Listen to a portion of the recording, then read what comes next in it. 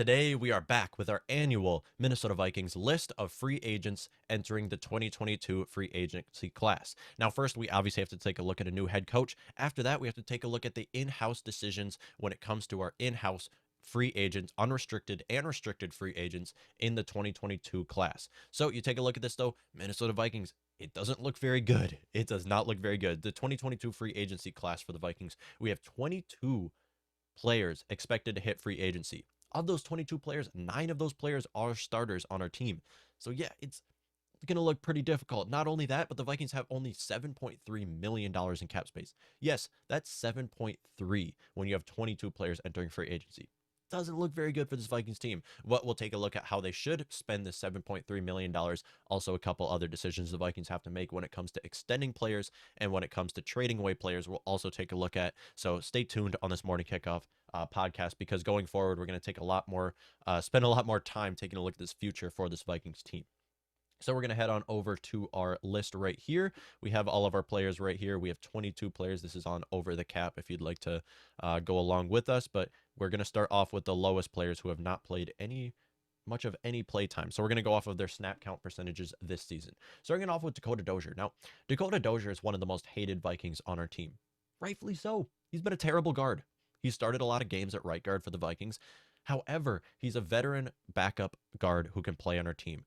For that reason, I don't care I wouldn't hate the decision on bringing Dakota Dozier back as a backup. However, for the case that he's been awful, we're going to say no. The Vikings should not offer Dakota Dozier another contract. The only reason the Vikings should bring Dakota Dozier back is if it's a couple weeks until the season starts and we need another backup. Same goes for Chad Beebe. Chad Beebe is another player on this Vikings team. Unlike Dakota Dozier, gets a little bit too much love. Chad Beebe obviously did not play this entire season. He was out the entire season, placed on IR before the season started. If you remember Chad Beebe, he got all of his stats from being wide open. He's a very unathletic, smaller, not very good wide receiver. I'm going to cut straight to the facts. He gets a little bit too much credit because his stats do lie. His stats say a lot better than he actually is, and for that reason, we're going to say no, especially with how KJ Osborne was looking this season. We really don't need to bring Chad Beebe back. We have Amir Smith-Marset, who's another player who can step up into that position. With that being said, BC Johnson coming back off of IR, we have a lot better, more talented receivers than Chad Beebe, but I wish Chad Beebe the best of luck. I hope he can get a good contract wherever he does play in the future. Maybe that is the Vikings. Same goes for Chad Beebe and Dakota Dozier. These are two veterans on the Vikings team where maybe a couple weeks before the season starts, if they're still in free agency, totally fine with the Vikings bringing them back. I'm looking at current in-house decisions, who they should offer new contracts for. We only have $7.3 million, and those $7.3 million should not go to Dakota Dozier or Chad Beebe. Perry Nickerson, I'm just going to put a question mark right here because I really don't care. I really don't care. That's supposed to be a question mark. I really don't care because we need a lot of corners. And obviously, Perry Nickerson is a veteran in the NFL, and we could definitely use him as a depth piece on our roster. We need corners. So if the Vikings offer him a new contract, I'm fine with that. If the Vikings let him walk, again, I'm fine with that. So I don't care. Same goes for Tashawn Bauer. We're going to say no because I do want to see more of our rookies. I want to see Patrick Jones play more. I want to see Janarius Robinson. They have a much higher ceiling than Tashawn Bauer has. Tashawn Bauer has barely played. He has 4.5% of snaps this season, has barely played with his Vikings team, and I'm fine with that because obviously we have defensive ends who can develop. Andre Patterson, credit to him, is great at developing defensive ends, especially as he did with Everson Griffin, and Danielle Hunter is great at developing defensive ends, and we want to see him do that with Patrick Jones. We want to see him do that with DJ Wanham, what he is doing right now, and we want to see him do that with Janarius Robinson. For that reason, we do not need to bring him back. Same goes for Wayne Gallman. We have enough running backs. Our running back room is very deep. Dalvin Cook is a top 5 running back in the NFL. Alexander Madison is a top 3 backup running back in the NFL. Outside of that, AJ Rose looked great. Kane Nwangu has showed a lot of promise. We really don't need to bring back Wayne Gallman. Even though, same goes for him. He's a veteran and he's played a long time. Sean Mannion. Okay, come on, you guys. No. Vikings do not need to bring back the worst quarterback in football. It doesn't need to happen. Sean Mannion has got to go. Should not even be, let alone, Sean Mannion shouldn't be our backup quarterback, let alone in the NFL as a whole, for how bad of a quarterback he's been with our team. Now, yes, he looked better than I thought he was going to look when he started that game. But we have Kellen Mond on our practice, or we have Kellen Mond as a backup as well. Kellen Mond has a much higher ceiling than Sean Mannion. Now, Kellen Mond might not have looked as good as Sean Mannion did in the preseason or this year. However, with that being said, his ceiling is much higher, and Sean Mannion will never in a million years play for Kirk Cousins' job. Luke Stalker, another player we don't need to bring back. Luke Stalker is a player who really has no place in the NFL as well. Vikings are just very thin at the tight end position. Chris Herndon. Okay. No, Chris Herndon is not going to want to return with his team. That's another player we do not need to bring back. We don't need to bring back a player who we traded a 4th-round draft pick for and has, what, 2 receptions this season?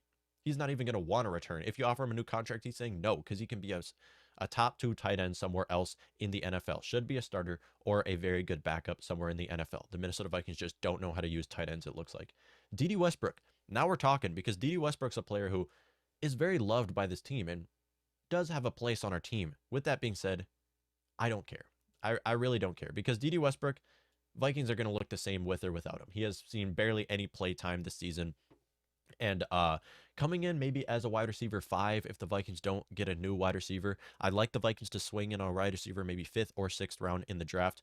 But again, if they offer him a new contract, a 1-year contract, I'm fine with that. He can be a transitional piece at the wide receiver position because Vikings are thin at the receiver position.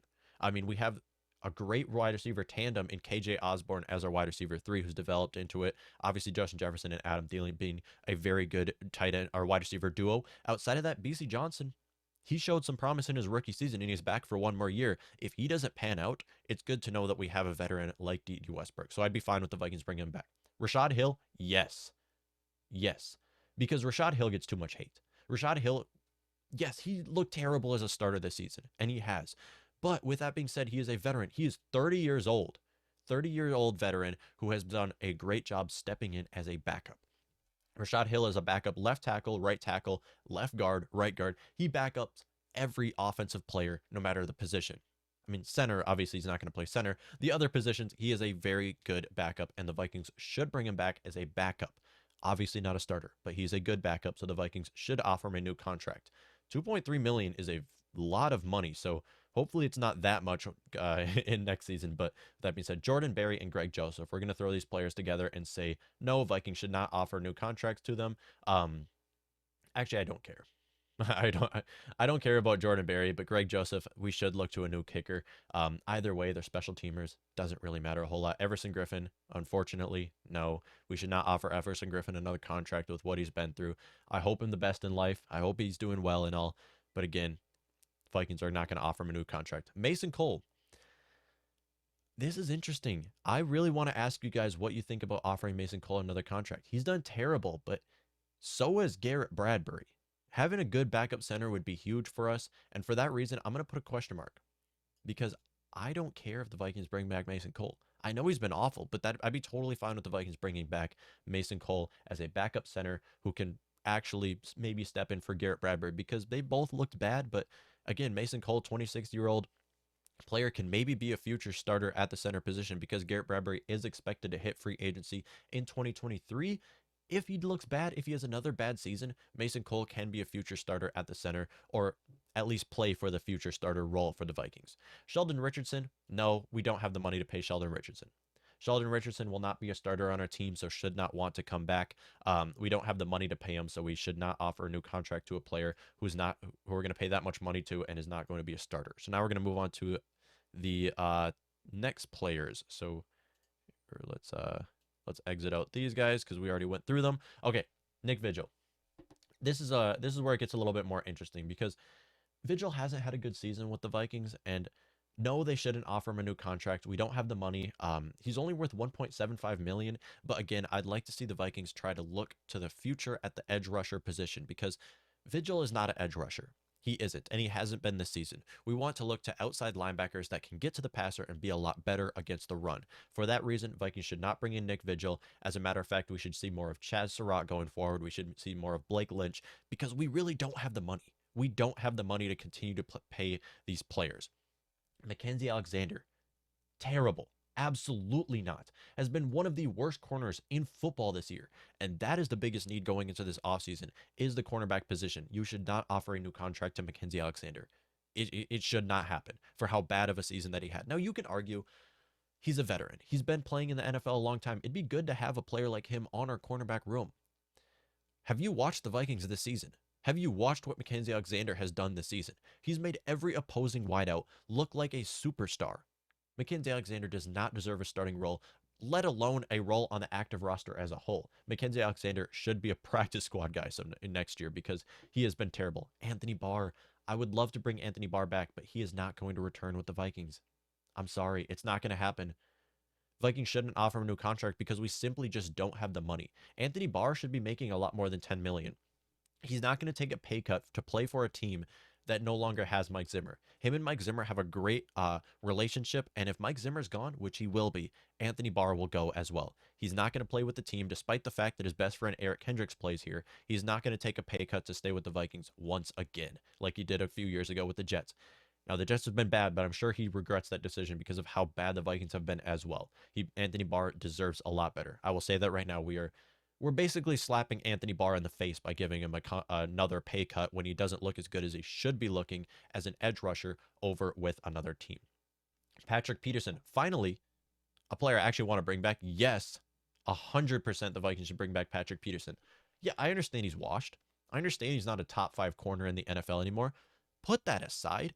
Patrick Peterson loves playing here. Not only does he love playing here, but he is a veteran on our secondary. Him and Harrison Smith have really helped our Viking secondary. They're helping these young guys because we have young guys like Cam Dantzler, young guys like Chris Boyd, young guys like Cam Bynum, young guys like Xavier Woods. We have a lot of young guys on this Viking secondary that these veterans like Harrison Smith and Patrick Peterson are helping develop. So I would love to see Patrick Peterson back, and that's where some of our money in this upcoming free agency class should go to, is bringing back Patrick Peterson for another 1-year contract, because we're very thin at the cornerback position, and it'd be good to have a cornerback like Patrick Peterson, who might be old, but he usually does stay healthy. He suffered with some injuries this year, but typically does stay healthy. He might be 32 years old, but I'd love to see him come back on this Vikings team. Tyler Conklin, 100% the Vikings should bring him back. Tyler Conklin, excellent season Conklin has been having. An excellent season. He's been able to make plays after the catch, which I didn't know was possible going into the season with Conklin. It sucked to see Irv Smith Jr. go down with an injury and miss this entire season, but Conklin has stepped in very well at the role. Going into 2022, if we can have we would have a very good tight end duo with Conklin and Irv Smith Jr. as our tight end duo. Excellent. I want to see Conklin come back as a tight end too. He would play great alongside Irv Smith Jr. And all in all, I don't know why the Vikings didn't give him a contract extension last year, why he's even set to be a free agency this year. I cannot understand, because he had a great season, and after moving on from Kyle Rudolph, I did expect the Vikings to bring Conklin back on a contract extension. Surprised that they let him they're letting him hit free agency, but Vikings should offer him a new contract as a tight end too, alongside Irv Smith Jr., especially with Irv's injury concerns, and honestly, hasn't completely proved himself in the NFL yet. Irv has been injured a lot and needs to continue to prove himself, because going into next year, that should be Irv Smith Jr.'s breakout season. We thought it was going to be this year. Sucks that he had a meniscus injury that knocked him out the entire season. How often do you see meniscus injuries knocking you out an entire season? But Conklin, we really need a player like Conklin to stay on our team. Xavier Woods, 100%. Xavier Woods is maybe the most undervalued player in this upcoming free agency. No one's talking about the fact that Xavier Woods has been excellent at the safety position alongside Harrison Smith, despite the fact that he's played 100% of snaps. The only player on this list who has played every snap with the Vikings defense. Xavier Woods has been an excellent safety on our defense. I'm so happy that he's with us, and I'm more happy that he's with us than having Anthony Harris still on our team. But those are 3 players that the Vikings should bring back: Patrick Peterson, Tyler Conklin, Xavier Woods. When it comes to everybody else, don't need to technically bring them back. Xavier Woods, yes, we do have Cam Bynum, who has looked great this season. We do have Cam Bynum who can play that role. Again, I just rather go with Xavier Woods, who has already developed, who is a more safer player to start at the free safety position alongside Harrison Smith, and could really help out these young guys at the cornerback position. Same goes for Patrick Peterson and Tyler Conklin. We need to bring back as a tight end too. So really, those are the 3 players. Those are honestly the 3 players we have to bring back. Everybody else is either a no-go or an I don't care, because these 3 players can help out the Vikings going forward. They are, especially Tyler Conklin and Xavier Woods, they're younger guys. They're both 27. It would really help out the Vikings to bring them both back. Patrick Peterson can help out whoever is our youngest corners. The Vikings should look to new corners in the draft, should look to new corners in free agency, and Patrick Peterson could help out these guys by being the player who goes against Devontae Adams, being the player who goes against now Amon-Ra St. Brown, surprisingly, going up against some of our tough competition. Patrick Peterson could definitely be that guy who can help out this Vikings defense. When it comes to the rest of these guys, Anthony Barr, Vikings don't have the money. Mackenzie Alexander, no reason at all. Nick Vigil, Vikings don't have the money. Sheldon Richardson, Vikings don't have the money. Money is a huge problem with our Vikings team. It is a big problem. We have only $7.3 million to spend. 7.3. We're going to be going up against the cap if we re-sign all those 3 players I just mentioned. Vikings will be against the cap, and it won't be looking good for our team. With that being said, the future is bright. And I've said this many times. The future is bright for this Vikings team. While we don't have a very young, talented quarterback like Justin Herbert or Joe Burrow, we do have a young, talented offense. Our offense is top 5 in the NFL and the youngest offense in football. What that means is that if we get a young, offensive-minded head coach, our offense can look good in 2022. It'd be nice to have Tyler Conklin come back in this offense. And that is the 2022 free agency class, the 22 free agents, players for the Minnesota Vikings, who they should bring back, who they should let go, and who does not matter. Let me know what y'all think.